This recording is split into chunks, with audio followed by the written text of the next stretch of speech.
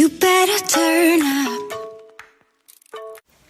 Hey guys, welcome back to my channel. So for today's video, I've decided to do how to take effective notes. This is going to be tips, tricks, and a style of how you can take your notes. This is the one I use most of the time, and I hope this video helps you. If it does, make sure to give it a big thumbs up and subscribe down below if you haven't already.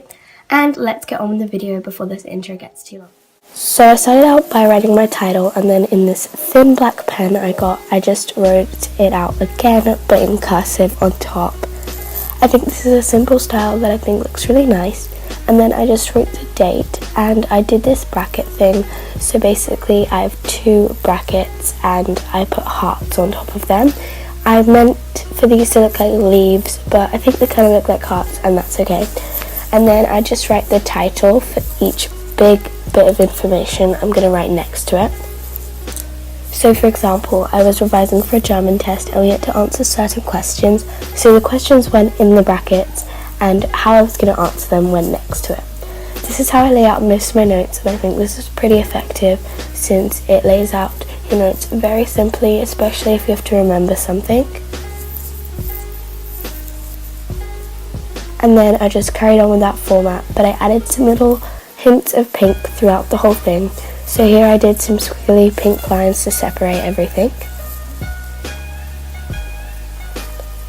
And I carried on with the way I had been doing my notes before. As you can see, I like to focus all of my notes more on the text and not on the title. That's why I only did 2 lines. And I kept going. So here is a time lapse of me continuing with what I was doing before.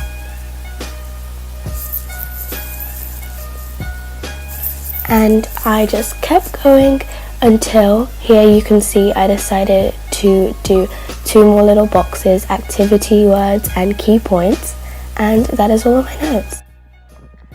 The first tip I'm going to be telling you guys is bullet point format. This is very important if you are doing a language, for example, because your mind will find it easier to remember small amounts of text. The second tip I'm going to be giving you guys is that you should have a separate notebook for taking notes in class with.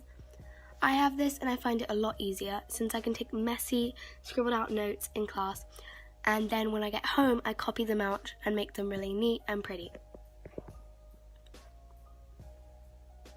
This can help me remember information, and I think it's just better for when you're older. You can look back through your book and think, these are nice notes, instead of, wow, these are the messiest notes ever. The third one is to not overcrowd your page with a title. So I normally use about 2 lines for my title.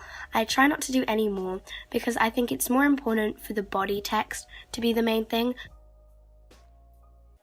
Thank you guys so much for watching this video. If you liked it, make sure to subscribe to my channel right here.